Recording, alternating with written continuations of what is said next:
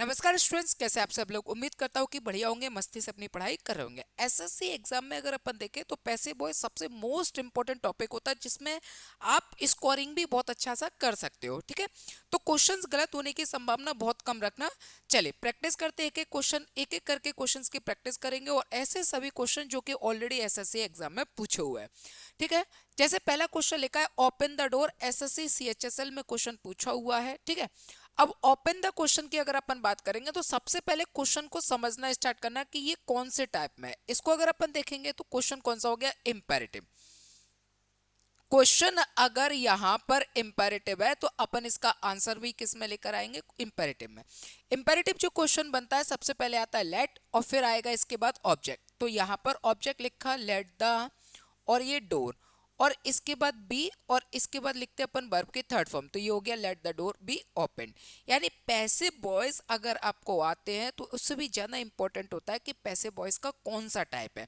तो कभी कभी हमको टाइप भी समझना पड़ता है और उसके हिसाब से भी आंसर लेकर आते हैं। हर क्वेश्चन को अगर अपन देखें कि हेल्पिंग वर्ब पर डिपेंड है, ऐसा नहीं होता है, थोड़ा सा क्वेश्चन को समझकर चलना पड़ता है। चलिए इसके बाद देखें अगला क्वेश्चन भी, expect good news, SSC CHSL. सबसे पहले अगर अपन देखेंगे तो वी हो गया हमारे लिए सब्जेक्ट। एक्सपेक्ट की अगर अपन बात करें तो ये हो गया वर्ब की फर्स्ट फॉर्म। गुड न्यूज की अगर अपन बात करेंगे तो ये हो जाएगा हमारे लिए ऑब्जेक्ट। पैसिव वॉइस में हम क्या देखेंगे, सब्जेक्ट को ऑब्जेक्ट और ऑब्जेक्ट को सब्जेक्ट की तरफ ले जाएंगे। तो सबसे पहले अपन देखेंगे हेल्पिंग वर्ब। अगर एक्टिव का टेंस वर्ब के फर्स्ट फॉर्म प्लस एसआईएस में दिया हो तो पैसिव वॉइस बनता है इज एम आर में। पैसिव वॉइस किस में बनेगा, इज एम आर में। तो यहां पर अपन लिखेंगे गुड न्यूज। ठीक है, गुड न्यूज। अगर गुड न्यूज की तरफ जाओगे ना तो आपको ध्यान रखना है ये सब्जेक्ट कैसा होगा, सिंगुलर। कई स्टूडेंट्स इसको क्या मानेंगे, प्लूरल। न्यूज जो वर्ड होता है इसको अपन नाउन में पढ़ते हैं और ये सिंगुलर माना जाता है। ये सिंगुलर तो हेल्पिंग वर्ब भी singular. Good news is, third form लिखेंगे एक्सपेक्टेड। तो ये आ गया एक्सपेक्टेड, और इसके बाद में बाय, और बाय के बाद वी का क्या हो जाएगा, अस। तो कुछ सही आंसर क्या बनेगा, good news is expected by us. ठीक है, चलिए सभी क्वेश्चन ऑलरेडी एग्जाम में पूछे हुए हैं। बढ़िया सा क्वेश्चन है, एसएससी सीजीएल में और दिल्ली पुलिस दोनों में पूछा हुआ है। क्वेश्चन लिखा I have bought a new car. Have क्या हो गया हमारे लिए, हेल्पिंग वर्ब। बॉट वर्ब की थर्ड फॉर्म, और इसके बाद अ न्यू कार की अगर अपन बात करेंगे तो ये कहलाएगा अपने लिए ऑब्जेक्ट। सबसे पहले हेल्पिंग वर्ब उठाइए। अगर एक्टिव में हेल्पिंग वर्ब हैज और हैव दिया हुआ है तो पैसिव किस में बनेगा, हैज बीन और हैव बीन। पैसिव बनेगा हैज बीन और हैव बीन। ठीक है, इसकी अगर अपन बात करेंगे तो ये सिंगुलर हेल्पिंग वर्ब, और जबकि हैव की बात करेंगे तो हैव हो जाएगा हमारे लिए प्लूरल हेल्पिंग वर्ब। तो अब इसको इसमें चेंज करेंगे। सबसे पहले अपन लेकर आएंगे ऑब्जेक्ट ए, और ये अपन ने लिखा new car, a new car. ठीक है, कार के साथ में हैज और ये बीन। ठीक, वर्ब की थर्ड फॉर्म ऑलरेडी बॉट का बॉट ही रहता है, तो बॉट, और ये लिखा बाय, और बाय के बाद ये लिखा मी, बन गया sentence. Sentence already SSC CGL और दिल्ली पुलिस में आया हुआ है। ठीक है, तो कोई भी क्वेश्चन जब आया हुआ होता है फिर से वो एग्जाम में मिल जाता है तो ये रहता है कि अपन अपना जो कॉन्फिडेंस है वो काफी अच्छा हो जाता है, और क्वेश्चन आपको 101% मिलेगा। अगला क्वेश्चन लिखा है someone has stolen my suitcase. SSC CGL और दिल्ली पुलिस दोनों में आया हुआ है।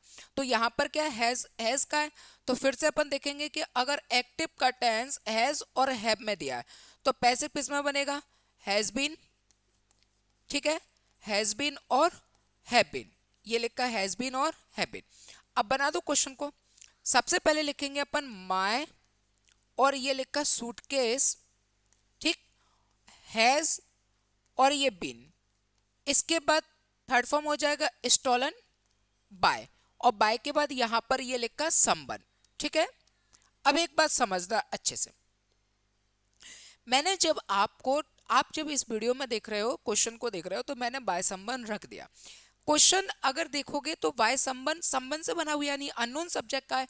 मैंने पूरी वीडियो अननोन सब्जेक्ट पे अलग से ही बनाई हुई है आपके लिए, पूरी टोटल बनाकर रखी हुई है। उसमें मैंने आपको समझाया था कि कोई भी ऐसा सब्जेक्ट जो कि वन से जुड़ा हो, इसके अलावा बडी से जुड़ा हो, इसके अलावा पीपल, पब्लिक, पुलिस, ये जो वर्ड हैं ये सभी के सभी सब्जेक्ट कैसे माने जाते हैं? अननोन। और जब ये अननोन माने जाते हैं तो मैंने आपको बताया होगा कि बाय प्लस सब्जेक्ट का यूज अपन नहीं करते, नहीं करते हैं, यूज नहीं करते, ये मैंने बताया होगा। लेकिन बहरहाल उसके बावजूद भी मैं यहाँ पर बाय संबंध लिख रहा हूं, तो मैंने उसमें आपको समझाया है, मैंने बताया था कि बेसिकली बाय संबंध का प्रयोग नहीं करेंगे अपन, ये सभी सब्जेक्ट का यूज नहीं करते हैं। लेकिन अगर आपको ऑप्शनल में मिल रहा है तो परेशान मत होना, तो यूज कर सकते हैं, वैसे अपन नहीं करते। लेकिन अगर बोर्ड खुद दे रहा है चारों ऑप्शन में, और देगा तो चारों ऑप्शन में होगा, जब चारों ऑप्शन में दे रहा है तो हम भी मानकर चलेंगे, ठीक है, ध्यान रखना। आप चाहो तो इसका आंसर ये भी बना सकते हो, कोई दिक्कत नहीं, तो ये तो मैंने बना दिया। आप लिख सकते हो माई सूटकेस और ये लिखा हैज बीन, और इसके बाद ये लिखा स्टॉलन, ठीक है, ये बन गया। अब बाय वन संबंध का प्रयोग नहीं भी कर सकते, कोई दिक्कत नहीं। इसके बाद देखेंगे अगला क्वेश्चन, देखें अगला क्वेश्चन, देखें she took the dog for a walk. इस प्रकार के क्वेश्चन अगर आपको आ जाए कि कहां से अपना सब्जेक्ट को पकड़ेंगे, कहां से ऑब्जेक्ट को पकड़ेंगे, वर्ब क्या होगी, बाद बाकी का बचा हुआ आएगा कि नहीं आएगा, तो इस चीज को देखना। सबसे पहले देखो कि सब्जेक्ट क्या है, सब्जेक्ट अपने पास सी, इसके बाद में ये हो गया वर्ब की सेकंड फॉर्म, ऑब्जेक्ट हो गया हमारा डॉग। हमें जैसे ही ऑब्जेक्ट मिल जाए इसके बाद का बचा हुआ भाग हमारे किसी मतलब का नहीं है, छोड़ दो, वैसा का वैसा ही रहने दो, ठीक है। तो यहां पर अपन देखेंगे कि एक्टिव का टेंस कौन सी फॉर्म में है, वर्ब की सेकंड फॉर्म में, सेकंड फॉर्म में है, तो पैसिव वॉइस किस में बनेगा, वॉज और वर्ब में। तो सबसे पहले अपन लिखेंगे द डॉग, और द डॉग के साथ में यहां पर आ जाएगा वॉज, ठीक है, और थर्ड फॉर्म हो जाएगा टेकन, टुक है ना, तो थर्ड फॉर्म हो जाएगा टेकन, ठीक। और ये लिखा बाय, बाय के बाद यहां पर क्या आ जाएगा हर, और बचा हुआ वर्ड क्या, फॉर ए वॉक, ठीक है। अब समझना question, she took the dog for a walk, वो अपने कुत्ते को लेकर गई वॉक के लिए। अब यहाँ पर पैसिव वॉइस की बात करें तो dog was taken by her, dog उसके द्वारा ले जाया गया वॉक के लिए, ठीक है। कई बार इस क्वेश्चन में ध्यान रखना, जब आपको ऑब्जेक्ट मिल जाए और ऑब्जेक्ट के बाद में अगर प्रीपोजिशन मिले तो कई बार बाय पहले भी रख सकते हो और कई बार इसको बाद में भी रख सकते हो, कोई दिक्कत नहीं, ये ऑप्शन पे जाएगा। ये लिखा द डॉग वॉज टेकन, ठीक है, फॉर ए वॉक, और ये लिखा बाय हर। दोनों ही चीजें क्वेश्चन जो है अपने स्तर पर सही है, पर एक बात ध्यान रखना, एग्जाम में जो ऑप्शन आएगा वो दोनों का नहीं आएगा, किसी एक का आएगा। सबसे बड़ी बात तो यही है कि आप करना तो सीख गए, आपको ये भी आ गया और ये भी आ गया, ठीक है, और आता भी होगा, लेकिन उससे ज्यादा जरूरी होता है कि सर एग्जाम के क्या होगा। तो मैं धीरे धीरे करके आपको एग्जाम की आइडियोलॉजी भी लेकर बताता चलूंगा।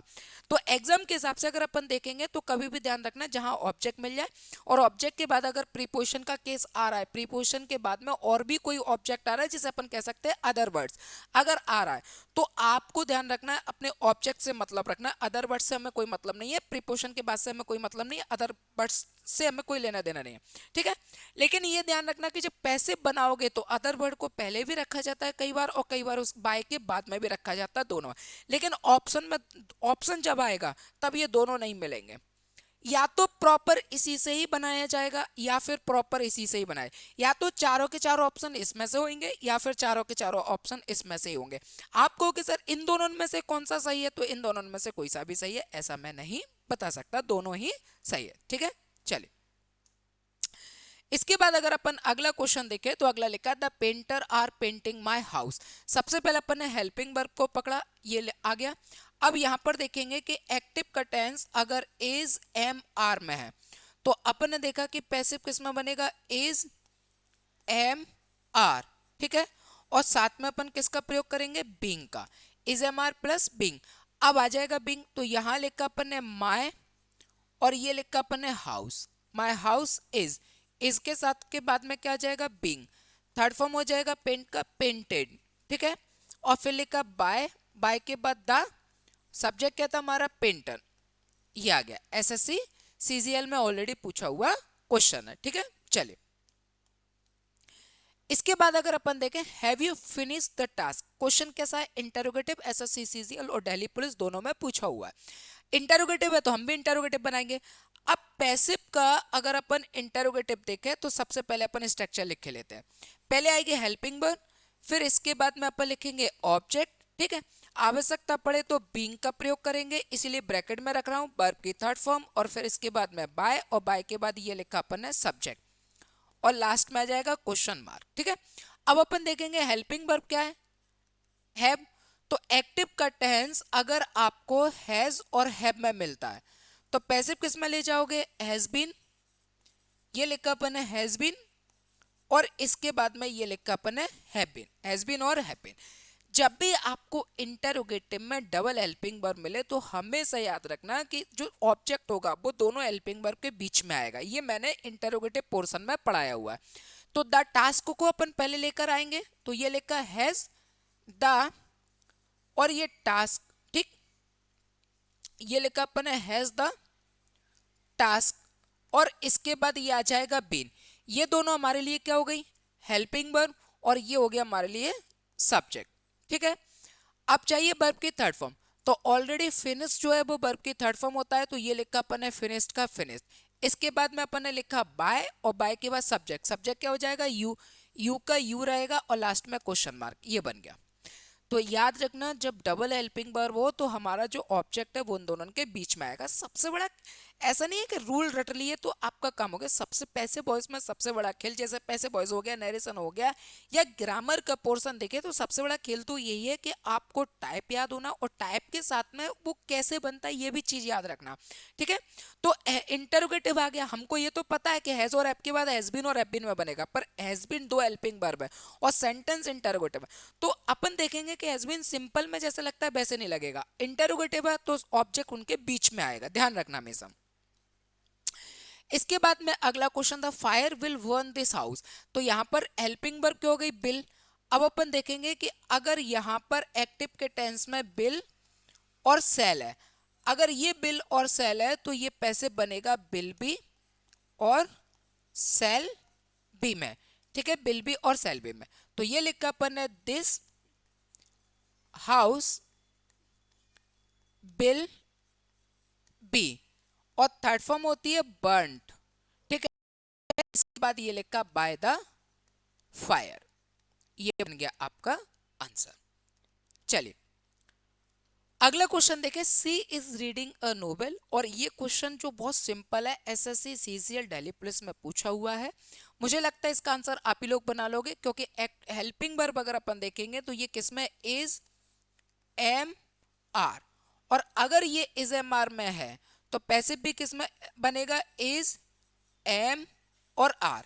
इज एम आर के साथ में अपन किसका प्रयोग करेंगे, बीइंग का, ठीक है। तो यहां पर ऑब्जेक्ट उठाया ए नोवेल, और इसके साथ में इज, और ये लिखा अपन ने बीइंग।